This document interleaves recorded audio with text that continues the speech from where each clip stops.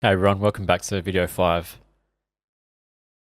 So I did want to try and cram this all into a couple of videos, but it looks like it's going to be a little bit more than that, which I kind of presumed anyway, because this is quite an in-depth process. We left it off in the last video by learning about sidechaining and how we can sidechain the bass so that every time the kick hits, the bass will duck out of the way. This is just one way you can do it. There are many ways that you can do sidechaining, but I just wanted to show you the most direct and easy way that you can do it to get started with. And then I might cover a few more methods next week once we finish off. But for now, we're going to continue with our mixdown. One thing that I am going to do is actually separate the kick to the rest of the drums. It just makes it a little bit easier for the mixdown process, and you should really ideally have them separated anyway. But it all depends on, how far you want to go with your mixdown and how in depth and how much control you want to have overall. So for this one, I actually am going to separate the kick. So I'm going to show you how to do that on a drum rack. Let's say you've got all your drums exactly like mine. So you've got the kick, a hat, and a clap all on the one drum rack, and you want to separate this out. The easiest way to do that is to just duplicate this whole entire track so that we keep everything that we've got. All I'm going to do on this track, the new track, is just delete this clap down here in the drum rack. So I'm going to highlight that sample and just hit delete. Same with the hat, just hit delete on that. And now if I solo this and play here, it's just the kick. Even though there are MIDI notes for these other instruments, there are no instruments on there, so they're not going to play anything. Only the kick's going to play because I've only got the one sample in here. So what I can do is the exact opposite on my other drum rack that I have. So this drum rack here, I'm going to delete the kick, but leave the rest. So now I've got two drum racks, one with just the kick on it, and then one where I've left the other drums and deleted the kick. This way I retain all of my effects, all of my automation that I've done, and everything's still sounding exactly the same. They're just on separate tracks now. So if you do this, make sure you rename them as well. Actually, to be honest, I'm going to separate all the drums, so I'm going to have my hat and my clap separate as well.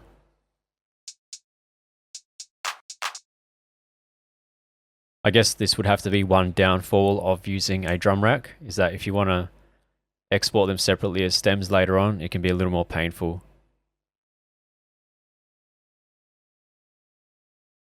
As much as I love drum racks, this is why I tend to lean more towards having my drums separate when I make my own tracks. So I'll usually do MIDI tracks for each individual drum sound like this. Okay, so we've got those separated out now. That's just the hat. This one should just be the clap. And this one's the kick.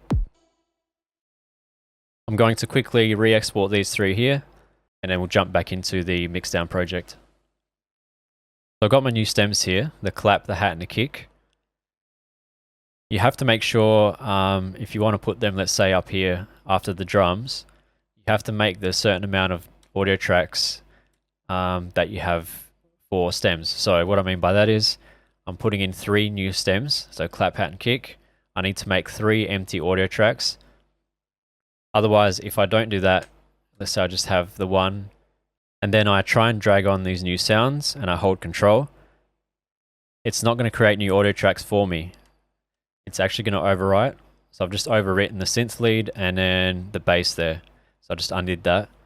So make sure you have the correct amount of empty audio tracks. That way when you drag them on and you hold command or control, it inserts them on there instead of overwriting these other ones down here. So now that I've got these separated, I can get rid of these drums. And because I've done that now, my sidechain has no idea what to do because there's no more input from the drums. And this is going to make the sidechain much easier and better because now the kick is isolated. It's just the kick. So we don't have that information from the hats or the claps in there as well. So if I go back to my sidechain on the bass and go to the audio from, I can select kick, and that should work exactly as it was. You can see it there. At this point, we don't even need the EQ, but I'm just going to leave it on. Okay, so I did have to adjust my volumes there because I adjusted my original drums and I brought new ones in. So let's continue on with the process. We're finally going to get stuck into it. Now let's start with the kick. So the kick is quite consistent. It has, if we bring an EQ on it, it has frequencies down here and it also has some information up here to give it the top end click of the kick sound. And I usually don't mess around with kicks too much. Depends on the sample that I'm using, but more often than not, I'll just leave them as is and then work everything else around it. Because they are, especially in this genre or in this type of a track, the kick is kind of the driving force and the foundation behind it. You don't really want to weaken that in any way. So I'm going to leave this as is. Depends on your type of music as well. If you're working with something like hip hop, you can afford to get rid of a little bit of the low end because you're going to have an 808 that's going to be quite powerful and you don't really want to cut into that too much with the kick. So you can ease off the low end of the kick. That way the 808 has a little more room to move. So just listen to some reference tracks when you do this for your specific genre. That way you can kind of judge how you should mix your track accordingly. So listen to how powerful the kick is in whatever type of music that you're making. If it's a really subby kick, you know that you want to leave a lot of this information. If it feels like a really light kick, then you can afford to get rid of this in order to leave some room for the bass. In this case here, I'm just going to leave it as is. And I'm going to leave the top end as well. So now we have our clap next. I'm going to put another EQ on here.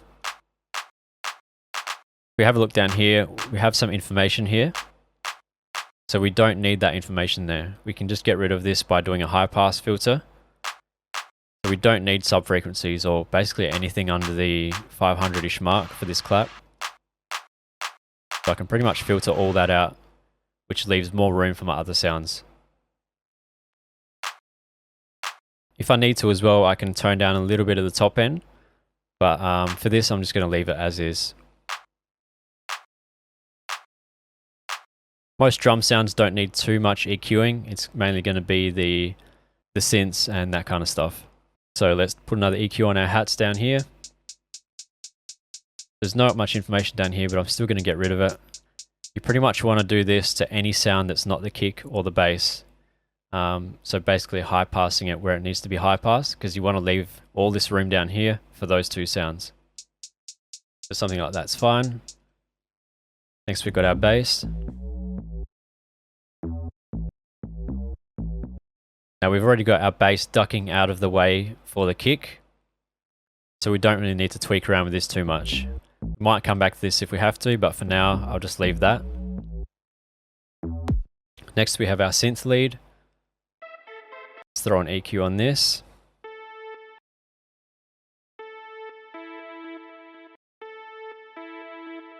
Again, I'm going to get rid of any information that we don't need, so I'm going to high pass this. And I'm also going to use another filter up the top, a low pass filter for the top, but just have it cut off around here. Because we want to leave room for the hi-hats as well, but it's not as important as the low end. So if the certain sound doesn't need the information up here or down there, you can cut that off, and that way you give your other sounds room to move. I'll come back to the bass here and I'll just do that low pass for here as well. Obviously we don't need any information above around here. I'm just going to get rid of that. I don't want to eat into the sound too much. I just want to make sure there's nothing happening up here. Okay, so we'll leave that synth for now. I might actually...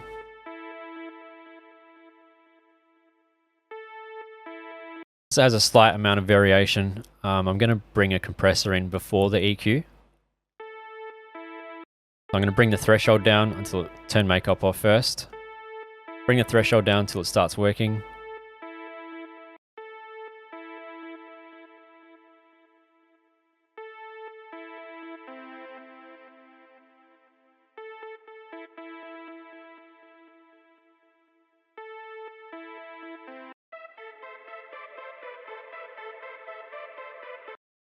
This way I'm just squashing that synth lead down just a touch, just to make sure there's no harsh peaks. Not going too hard with the ratio or anything like that. As you can see, there's very little gain reduction going on, just enough to smooth it off a little bit. Next, we'll look at the vocals. I like to just do this first, is just a really quick EQ pass, make sure there's no frequencies where they're not meant to be, and then I'll go back through and see what's clashing. So let's put an EQ on these vocals. Once again, we have information down here that we don't need, so I'm going to high pass all the sub frequencies out, all that bass out. We don't want to go too high because then we thin out the voice. You listen to that. I'll probably leave it about there. And also do a low pass filter up the top here.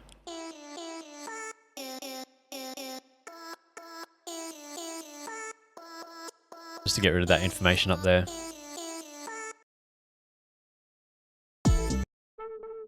Okay, let's look at our next little synth pluck. Put an EQ on it.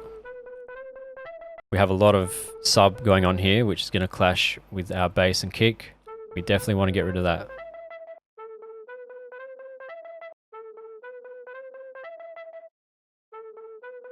And we can also get rid of the top end, since it's quite a middle heavy sound. So now we've just narrowed down this sound to this little frequency range here, instead of having all that extra information that's just not needed, and it's going to affect our mix in the end. Let's take a look at our chords. Same thing, get rid of anything down here we don't need, and then also the top end.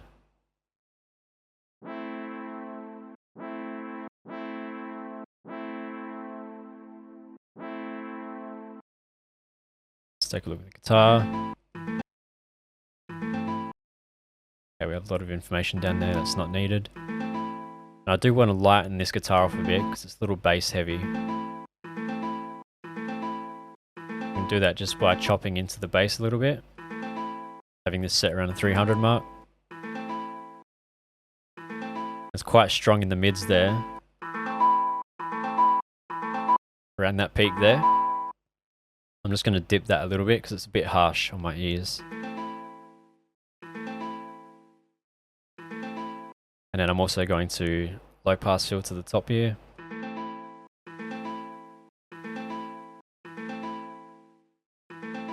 There.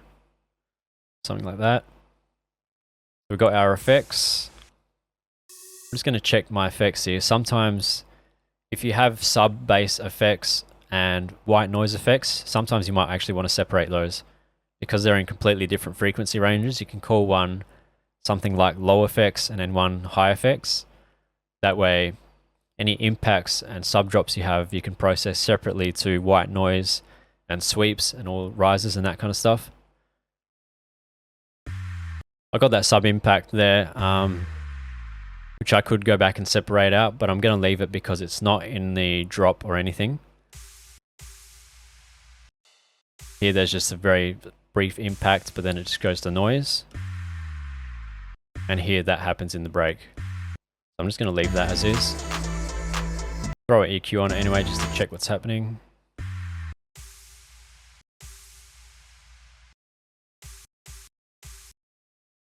Might just get rid of some really low sub frequencies on this one. Kind of 50 and below.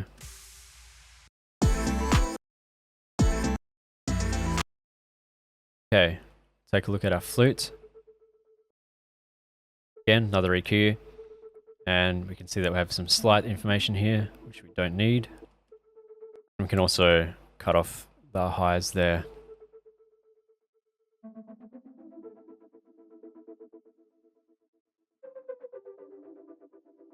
Be quite harsh with this as well.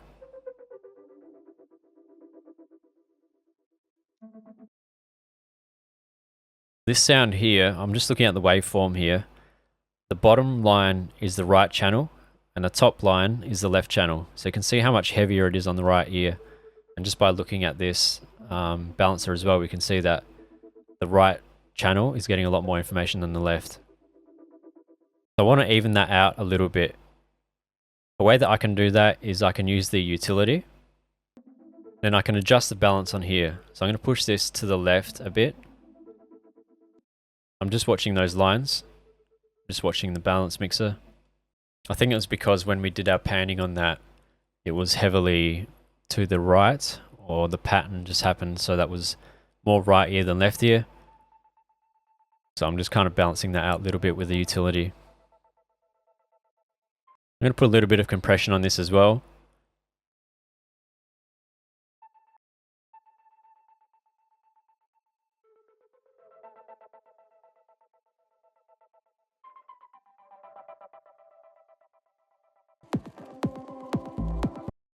Just to even out those sounds, those quiet sounds and those loud sounds a little bit more. Just to squash it a touch.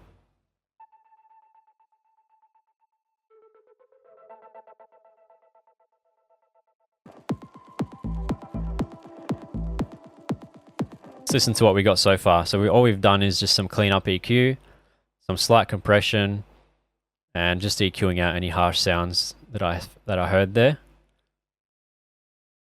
And we'll see how it's all working together. The returns I haven't touched yet. You can leave these as is, or you can do like a little high pass on them or a low pass. You don't really need to process these too much. I might just do a really quick high pass on them.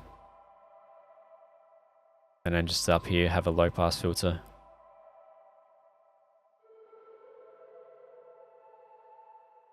So let's listen to what we got. So we haven't touched the kick. The bass, we just got rid of some high end. And then the rest of the sounds, we've just gotten rid of information that we don't need.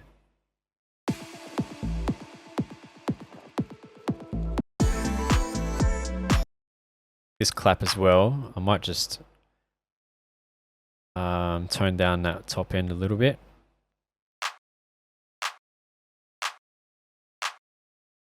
Because the hi-hats are going to sit up here as well. It's not as important to separate the sounds up here as it is the bass. Just going to take a quick listen to this.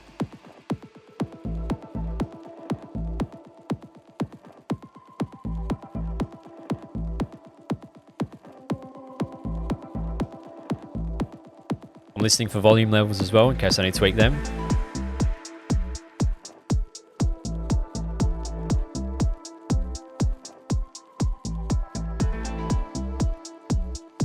I'm going to group these tracks now, the drums.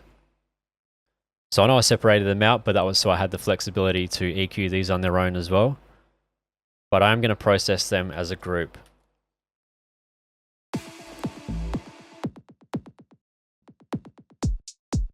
So I'm going to use a compressor as a whole on these drums.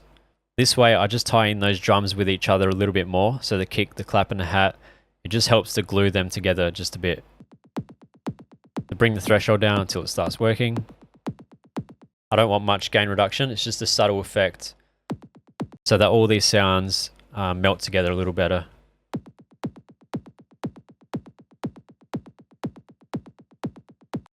I'll just play a section where all three are playing.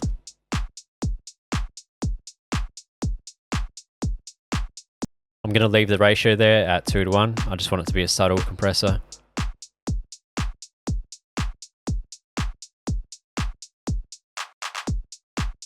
And then just some subtle gain reduction on it. So there, in comparison to the clap and the hat with the off, the sounds were just jumping out a little too much, especially that kick. So this just helps glue these together.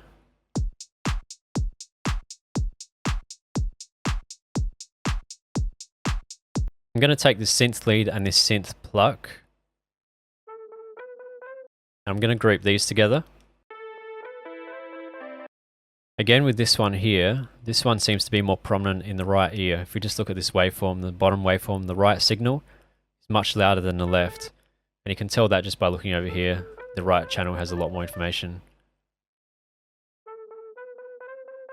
Instead of bringing this back to center, I'm going to leave it like that because I like that effect. And I'm going to pan off this top one here to the left a little bit. So I can use the utility again, or I can just use the mixer, the panning knob here. So instead of, if we look at the session view, instead of this panning knob like this, once we're in the arrangement view, it's this C here. So that's, at the moment, it's centered. As I drag down, click and drag down, I'm moving it to the left. As I click and drag up, I'm moving it to the right. So everything that you look at in here is the same, just flipped on its side, and it just might look slightly different. So I'm going to push this to the left a little bit.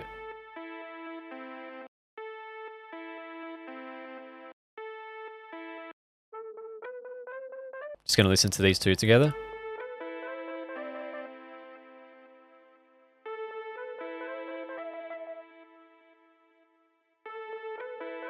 So now I have these two complementing each other, because one's more biased to the right and one's more biased to the left. And if you look at the left and right channels here, you can see that they're essentially doing the opposite of each other.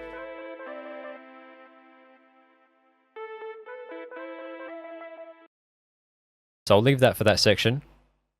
When I get to the break here, I don't want it to be panned anymore. I want it to be centered, because it's just this on its own, and this is quite a powerful part of the break. I want this to be, you know, center stage. I don't want it to be off to the side. So I'm going to automate my pan by clicking on the pan here. Then I'll hit A for my automation, make sure my keyboard's off. So I'll hit M first and then A. Bring up my automation. And I'm going to automate this pan so that it's centered once we get back to here.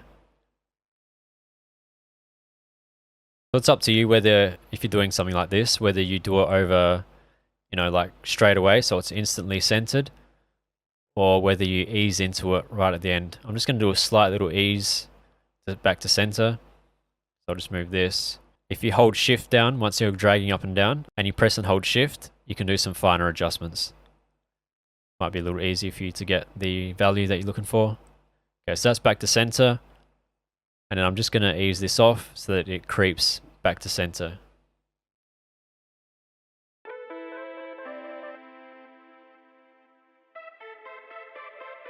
So now that's nice and centered for the break.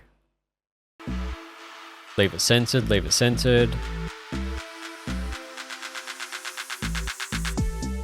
And then there, I want to return back to -32. I'm going to do that over, I'm going to do that instantly. I forgot to have these plucks in the second drop. I'm just going to add those. I'm just going to copy and paste the actual audio clip. I just want this section here back in the drop. So you can do little tweaks like this if it's if you're in the mixdown session already and you don't want to go back and edit it.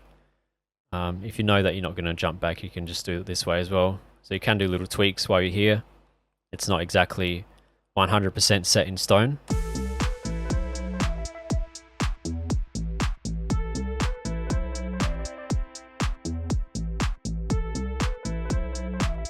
I did want the second drop to be a little different though.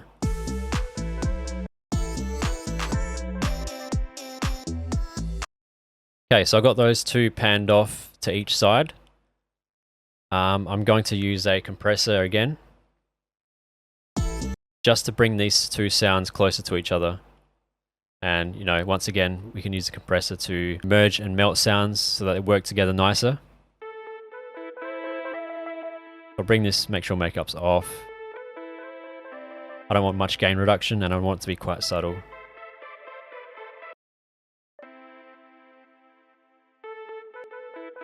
So just doing some subtle gain reduction there to bring these two closer to each other. That way they're working together more rather than being separate sounds. Also for these synths, I forgot to name this group. Just going to put an EQ on this overall, just see where it's sitting. Getting a little bit of information creeping through there. Could be from the compressor. I'm just going to make sure it's cut off. So if we open this up, the peaks are mainly around the 500 mark. Let me just check my vocal.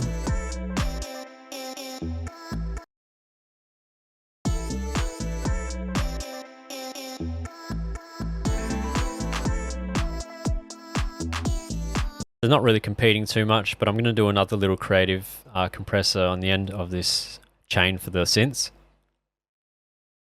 I'm going to leave this compressor here. I'm going to put another compressor after it. And this one's just going to do side chaining. So this compressor here is working to bring these two sounds together. And I've added another one after, which is just going to side chain. So what I'm going to do with this second compressor here and this side chain is I'm going to grab the input from the vocals. So I'll just come down here and select audio from and find my Vox chops, which is there. I'm going to EQ this and another low pass filter. I'm going to set this up to about 600 Hertz. And I'll start bringing down this threshold.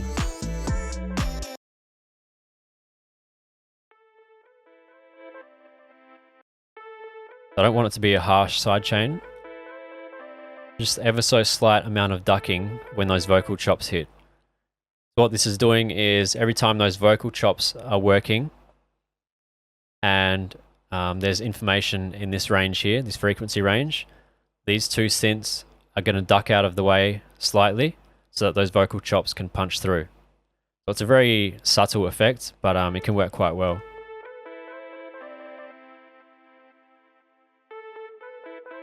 So it's going to be very subtle. I don't want much gain reduction from these. Something like that.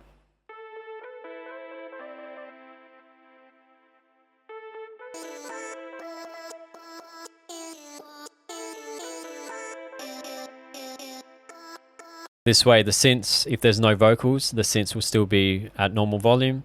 Once the vocals come in and try and punch through, these two synths will duck out of the way ever so slightly. So it's not just a kick and bass pumping effect type thing that we can do with the sidechain. We can use it in this way as well.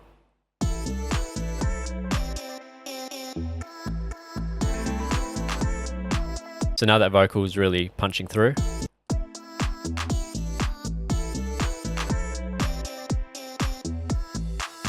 Okay, let's take a look at these chords. I'm just going to push these chords to the back a little bit. It's kind of competing for that same space as these two synths. And I don't want this to be up front. I'm just going to get rid of a lot of those mids there, because that's going to compete with the vocal as well. I should just lighten it off a touch as well.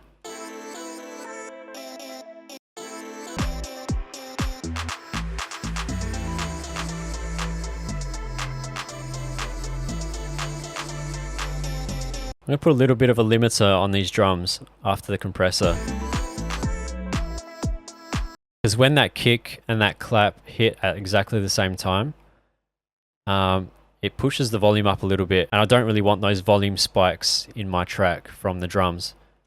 So the compressor's doing a pretty good job of trying to bring these sounds together, but sometimes we need to bring something like a limiter in, just to make sure there's no harsh peaks creeping above, and when that kick and clap hits at the same time, I don't want to EQ anything out of each. So I'm just going to do a slight limiter here. So if you take a look at the limiter, when the kick is on its own, like this, the limiter is not doing anything. When the kick and the clap are together, just take a look at the limiter again. You can see the limiter working.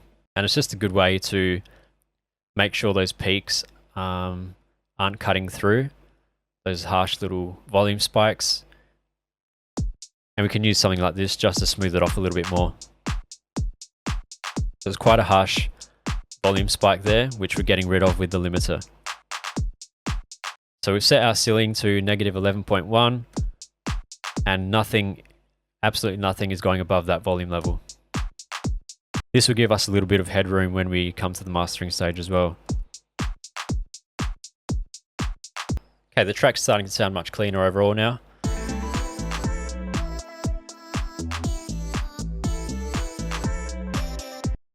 When it comes to the mixdown process, the EQ like we've seen, the EQ, compressor, and then a little bit of limiter as well. They're going to be your 3 main workhorses when it comes to getting this process done. Anything else is just the cherry on top. So stuff like panning, chorus, reverb, all that is just to add a little bit of flavor. Whereas when it comes to getting your sounds to work together, it's going to be these main tool 3 plugins. So I did say we'd be seeing a lot of the compressor, limiter, and EQ, and this is an example of that. I'm not going to do too much on the returns because the wet reverb version, I don't really want to affect too much. Kind of just sits in the background, and I've done some EQ on it already.